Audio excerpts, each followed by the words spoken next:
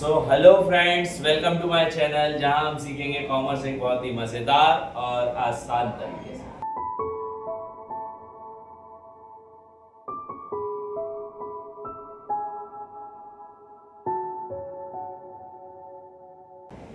आज की इस वीडियो में मैं आपको कुछ आगे वाले टॉपिक सप्लाई के पढ़ाने वाला हूं। जैसे कि हमने इससे पहले वाली वीडियोस में पढ़े थे डिटरमिनेंट ऑफ सप्लाई क्या होते हैं, किन किन वो कौन कौन सी वजहें होती हैं जिससे इंडिविजुअल सप्लाई और मार्केट सप्लाई चेंज हो सकती है या डिटरमाइन हो सकती है। मैं आज उसको आगे वाले टॉपिक्स आपको पढ़ाने वाला हूं। तो सबसे पहला टॉपिक हम पढ़ने वाले हैं, it is schedule supply schedule.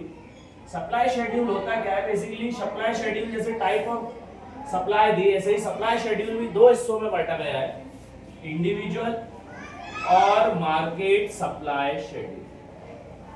ठीक है, डिटरमिनेंट भी ऐसे ही बटे थे, इंडिविजुअल सप्लाई और मार्केट सप्लाई के डिटरमिनेंट। ऐसे ही शेड्यूल भी दो हिस्सों में बटे हैं, इंडिविजुअल सप्लाई शेड्यूल और market supply schedule. Individual supply schedule होता क्या है? एक सिंपल सा टॉपिक है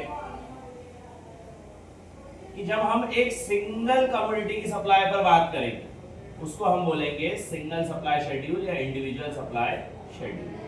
ठीक है, जैसे अपन मान लेते हैं कि प्राइस जो है वो बढ़ता जा रहा है सर, 10, 20, 30 प्राइस बढ़ता जा रहा है, सप्लाई भी बढ़ती जाएगी 100, 200, 300, इसको बोला जाता है individual supply schedule. So it is a graphical representation of individual supply. Individual supply का ग्राफिकल रिप्रेजेंटेशन क्या कहलाता है? Individual supply schedule. Market supply schedule क्या होता है sir? It is a tabular representation of market supply, उसको हम क्या बोलेंगे? Market supply schedule. ठीक है, जैसे अपन मान लेते हैं कि हमारे पास दो कमोडिटी है, commodity A and commodity B, और प्राइस जो है वो कांस्टेंट है। अपन यहाँ एक और इधर बना लेता हूँ प्राइस का, ये हो गया प्राइस, ये हो गया सप्लाई 1, ये हो गया सप्लाई 2 और ये हो गया मार्केट सप्लाई। तो अपन मान लेते हैं प्राइस 10, 20, 30 अगर हो रहा, पहले वाले का 100, 200, 300 था, तो दूसरा वाला भी बढ़ रहा था। अपन मान लेते हैं कि ये सर ऐसे बढ़ रहा था 50, 150 है ना, 250, इस तरीके से बढ़ रहा था। तो मार्केट सप्लाई क्या होगा? सप्लाई 1 और सप्लाई सेकंड का टोटल, इसको हम बोलेंगे मार्केट सप्लाई। 150, 350, 550, इसको बोला जाता है market supply schedule. So tabular representation of individual supply is known as individual supply schedule और tabular representation of market supply is known as market supply schedule. कोई बहुत ज्यादा खास टॉपिक्स नहीं है, नॉर्मल से टॉपिक्स हैं। फिर बात करें इंडिविजुअल सप्लाई कर्व की, तो इंडिविजुअल सप्लाई कर्व कैसे बनता है सर? ये इंडिविजुअल सप्लाई कर्व है S, where this represent supply, ये क्या रिप्रेजेंट कर रहा है? सप्लाई, और ये क्या रिप्रेजेंट कर रहा है? प्राइस। कि जैसे जैसे प्राइस बढ़ती जा रही है सप्लाई भी क्या होती जा रही है? बढ़ती जा रही है। पहले यहाँ पे थे, फिर बढ़ के इधर पे आ गए। It is known as individual supply schedule. Market supply schedule क्या होता है? सॉरी, मार्केट सप्लाई कर्व क्या होता है?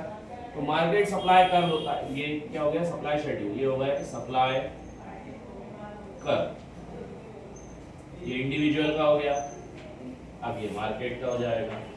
मार्केट सप्लाई कर्व क्या होता है कि एक सप्लाई अपन मान लेते हैं ये थी, एक और मान लेते हैं कि सर एक और हुई थी, तो मार्केट सप्लाई क्या होगी? मार्केट सप्लाई सर कुछ इस प्रकार से बन जाएगी, थोड़ी सी टिल्टेड बन जाएगी, इसको हम बोलेंगे मार्केट सप्लाई। ठीक है, so graphical representation of market supply schedule is known as market supply curve और graphical presentation of individual supply schedule it is known as individual supply curve. ठीक है, तो इस पूरे चैप्टर में हमने बेसिक टॉपिक सारे पढ़ लिए। सबसे पहले हमने पढ़ा सप्लाई क्या होती है, फिर हमने पढ़ा डिटरमिनेंट्स क्या क्या होते हैं सप्लाई के, फिर हमने आज पढ़ा कि सप्लाई शेड्यूल क्या होता है, और उसके बाद हमने पढ़ा सप्लाई कर्व क्या होता है। ठीक है, इसके बाद वाली वीडियोस में आने वाला है आपको लॉ ऑफ सप्लाई, और लॉ ऑफ सप्लाई के साथ में ही मैं आपको कंप्लीट कराऊंगा इलास्टिसिटी ऑफ सप्लाई। अब सर और क्या बचा है इस पूरे चैप्टर में? तो इस पूरे चैप्टर में सिर्फ एक टॉपिक और बचा है बेटा, व्हिच इज शिफ्ट या मूवमेंट इन सप्लाई कर्व। ये शिफ्ट और मूवमेंट होता क्या है सप्लाई कर्व में, मैं ये भी आपको समझा दे रहा हूं। शिफ्ट और मूवमेंट होता किस किस वजहों से? तो ये डिटरमिनेंट जो होते हैं ये आपके सामने इधर पर लिखे हुए हैं, ये मैंने ऑलरेडी कल की वीडियो वाले लिख रखे थे ताकि वापस से मुझे मेहनत नहीं करनी पड़े। सपोज मान लेते हैं अपन सबसे पहले पढ़ लेते हैं शिफ्ट इन सप्लाई। तो ये जो शिफ्ट इन सप्लाई या चेंज इन सप्लाई होता है, ये दो तरीके से होता है, shift in change in supply और चेंज इन क्वांटिटी सप्लाइड। तो चेंज इन क्वांटिटी सप्लाइड जो होती है, चेंज इन क्वांटिटी सप्लाइड होती है due to change in price. Price में चेंज आने की वजह से, कमोडिटी की प्राइस में चेंज आने की वजह से अगर सप्लाई चेंज हो रही है उसको बोलेंगे change in quantity supply. Supply price जो है 10 से बढ़कर 100 हो गया, तो सप्लाई भी सर 100 से बढ़कर 500 हो गई। जैसे जैसे प्राइस बढ़ रहा है ऐसे ऐसे सप्लाई बढ़ रही है, उसको हम क्या बोलेंगे, change in quantity supply. Price की वजह से सप्लाई में चेंज आ रहा है, प्राइस या तो सप्लाई कम हो रही है या बढ़ रही है। तो ये जो क्वांटिटी सप्लाइड है ये दो प्रकार से होती है, एक कहलाती है एक्सपांशन और दूसरी कहलाती है कॉन्ट्रैक्शन। एक्सपांशन और कॉन्ट्रैक्शन होता क्या है, वैसे तो ये दो अलग अलग टॉपिक्स हैं, लेकिन मैं एक में ही समझा दे रहा हूं। ये हमारा सप्लाई शेड्यूल हो गया, ठीक है। अगर प्राइस में चेंज होने की वजह से सप्लाई बढ़ रही है या प्राइस बढ़ने की वजह से सप्लाई बढ़ रही है, उसको हम बोलेंगे एक्सपांशन। उसको हम क्या बोलेंगे, एक्सपांशन। और अगर प्राइस में कम होने की वजह से सप्लाई कम हो रही है, उसको हम बोलेंगे कॉन्ट्रैक्शन। उसको हम क्या बोलेंगे, कॉन्ट्रैक्शन। और ये कहां होगा, ये सप्लाई कर्व पे ही होगा, ये उस कर्व के ऊपर ही होगा, कॉन्ट्रैक्शन और एक्सपांशन, ठीक है।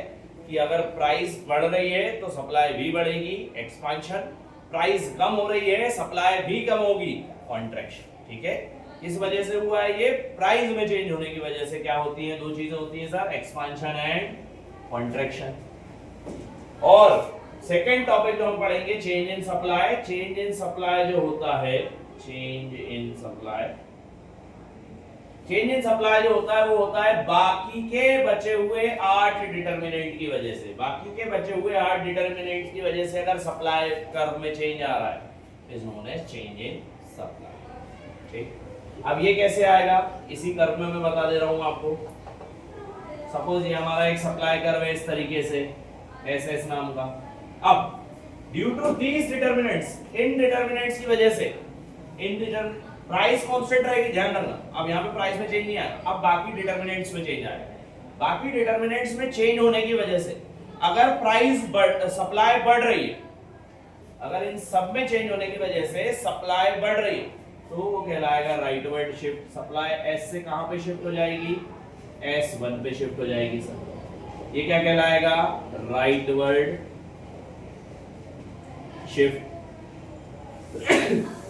और इन सब की वजह से अगर सप्लाई कम हो रही है तो वो कहलाएगा लेफ्टवर्ड शिफ्ट। सप्लाई कर कहां शिफ्ट हो जाएगा, पीछे की तरफ शिफ्ट हो जाएगा, S2 में शिफ्ट हो जाएगा, ये कहलाएगा लेफ्टवर्ड शिफ्ट। समझ आया बेटा, चेंज इन सप्लाई और चेंज इन क्वांटिटी सप्लाइड क्या होता है।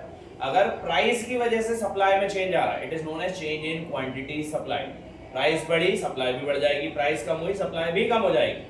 अगर बढ़ रही है तो एक्सपेंशन, कम हो रही है तो कॉन्ट्रैक्शन। यहाँ पर क्या हो रहा है, बाकी के बचे हुए 8 डिटरमिनेंट की वजह से अगर सप्लाई में चेंज आ रहा है, बाकी के बचे हुए 8 डिटरमिनेंट की वजह से अगर सप्लाई बढ़ रही है तो वो कहलाएगा राइटवर्ड शिफ्ट इन सप्लाई। और बाकी के बचे हुए 8 डिटरमिनेंट की वजह से अगर सप्लाई कम हो रही है तो वो कहलाएगा लेफ्टवर्ड शिफ्ट इन सप्लाई, ठीक है। सो होपफुली आपको ये सारे टॉपिक्स समझ आए होंगे। तो इस पूरे चैप्टर्स के मैंने सारे टॉपिक्स इन 3 वीडियोस में कवर अप कर दिए हैं। जो तीसरी वीडियो है वो इसके बाद आएगी। सो अच्छे से ये पूरा चैप्टर पढ़ना बेटा। इस पूरे चैप्टर में इंपॉर्टेंट टॉपिक्स में फिर से समझा दे रहा हूँ। सप्लाई क्या होता है, सप्लाई कितने प्रकार की होती है, individual supply curve, market supply curve क्या होता है, individual supply schedule, market supply schedule क्या होता है, इंडिविजुअल मार्केट डिटरमिनेंट्स और सप्लाई इंडिविजुअल डिटरमिनेंट सप्लाई और मार्केट डिटरमिनेंट्स क्या क्या होते हैं सप्लाई के। उसके अलावा हमने पढ़ा shift in supply curve and shift in quantity supply या चेंज इन क्वांटिटी सप्लाई। उसके अलावा लॉ ऑफ सप्लाई और लास्ट में हमने पढ़ा इलास्टिसिटी ऑफ सप्लाई। बस इतना ही था इस पूरे चैप्टर में। 3 वीडियोस में मैं ये पूरा चैप्टर खत्म करूंगा। सो आप प्लीज बने रहें। keep subscribing and thank you so much.